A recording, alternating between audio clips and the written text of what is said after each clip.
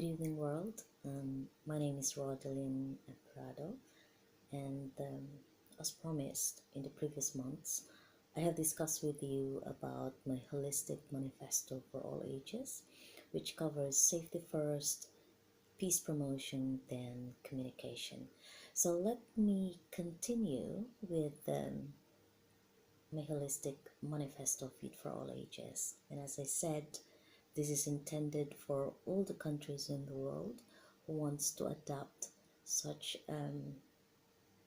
manifesto, shall we say, or political leaders. It could be anybody um, who believes and embraces the same concept as I do. So let's continue with the physical health needs. I do believe as a nurse and as a manager, the recruitment of more doctors and nurses, especially here in the UK, more carers and workers in the hospital, ambulance, clinic, surgeries, just to deal with everyday medical ailments. The construction of hospitals for all ages and with indoor parks. My personal experience as a nursing manager is very tough, very challenging. I continuously go on recruitment, and aiming for a better retention, but not always all applicants are ready to embrace. No matter how much support that you give, still not everyone will just commit to the kind of level of expectations that you expect them to do. Or it could be that the working condition is not well equipped enough, or they themselves have their own problems. So I think, especially here in the UK, this is a, shall I say, a chronic disease nationwide. It's just short staff everywhere, and it's quite challenging for us to face this everyday or weekly routine that you hired someone and it didn't last, and it's just not fair at all. Or it could be the system in itself is not encouraging to all the workers because they've given options of going here or there, and they just choose to be on the benefits. Sometimes I couldn't understand it at all because everybody needs a job or everyone deserves to have a job. But then on the other hand, they don't seem to like the job, or they get something else in mind, or the job in itself is tough for them, or they don't just have the capability to and the resilience and the endurance to cope with it. So it's quite a challenging role, really. So I would expect government officials, for those especially who's not working the ground, please listen to us. We, the managers who has been working on the ground and really knowing what's going on. I think, come on, let's just be realistic. I mean, not all policymakers seem to be tailoring their policy in line with what is the reality. So this is the frustration for the NHS, for the care home, um, hospitals, just all across the country. So I think I would like to call the attention of the Prime Minister or the President of any country in the world, be it in hospital, in a care home setting. We need more nurses, we need more doctors to really back up in this aging population, especially in those dealing with all ages, I must say, from babies, toddlers, children, even in school, you know. Um, and there are a lot of mental problems everywhere, especially our elderly people.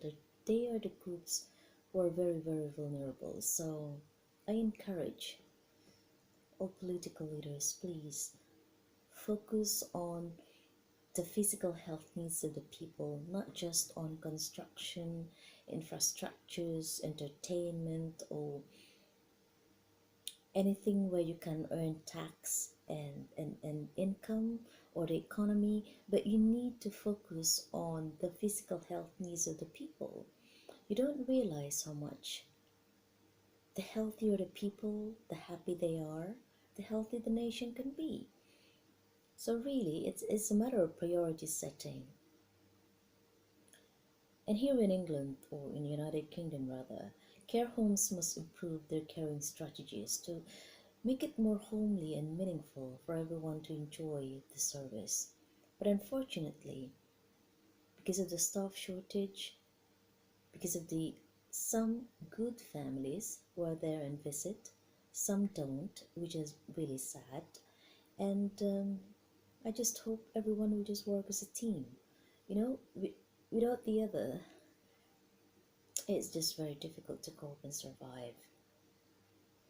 The improvement and overall delivery of health services across the world, I think, must be improved. Even the World Health Organization themselves and everyone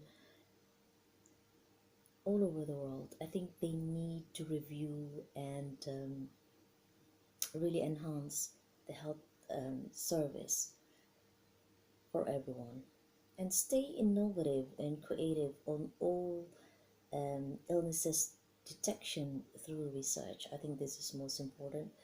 Um, Example in dementia, there are still a lot of challenge whether or not we can do something about it to prevent in the future, for our brain and for the aging to delay it maybe, or get discovered the treatment, because it's very sad and very challenging when you start losing your memory, get forgetful, and you don't know, you lack this orientation, direction, you get unfamiliar with the people you love,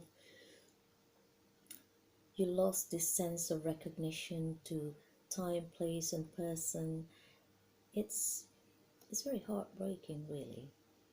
So I hope in the future we can discover something which can be of really, really good help to all this research. And basically, I think the best thing to do to enhance retention and encourage more employees to join the workforce of the healthcare system is to review and increase the wages for all the workers to sustain their health and their lifestyle as well. So we're not just looking after patients, clients, service users, or residents, but we have to look after our own employees too, because they're the ones giving direct care to our loved ones and to to the customers or to our service users. So I think they deserve to be looked after too, not only the people that they look after, but also themselves, because it involves a lot of physical effort and it's very exhaustive in such a way that when they carry out this task, you can see they even work like a horse, you know? They really exert physical effort. It can be aching no matter how much support you give them on manual handling, on proper techniques, but the demand of the job itself, as opposed to the number and the ratio proportional to the staffing structure and to the um, level, dependency level of the residents or the patients, is just horrific sometimes to imagine. And yeah, it can be exhaustive. So they deserve more. I mean, white collar jobs is sitting down in the office. Sometimes they do earn more, but in reality, these people who are doing a decent job looking after our aging population, who every day of their lives is facing the challenges like physical aggression, the kicking, the biting, the hitting, and all that. I think they deserve more. They even deserve the celebrity, so that's nothing which is endorsed the product. These people are genuinely sacrificing themselves in in in view to look after our own people. So I think I would like to push forward to the government if we can incentivize overall across the world people who are working in the medical profession, especially in the care homes, in hospitals, the ambulances, those who are working hard 24/7, non stop, sometimes no holidays, I think they're the ones who deserve more, in all fairness. Not just because I'm a nurse or I'm a manager, but if you really think hard about it, they are the very people who can look after generation to generation, who who does all the dirty works, who does all the sacrifices to be away from their families just to look after our own loved ones, our own people, even not their own people. You know, I think they deserve more. So I am challenging all global leaders across the world. I think this is something you need to look into, and this is something urgent you need to invest, because these are the people you never know who can look after you when you get old. I hope you get the message. And this is a very striking and strong one, I must say. But this is the most important element of reviewing wages, be it in private, be it in public. And these medical people, they deserve more respect, they deserve more um, enhancement, and they deserve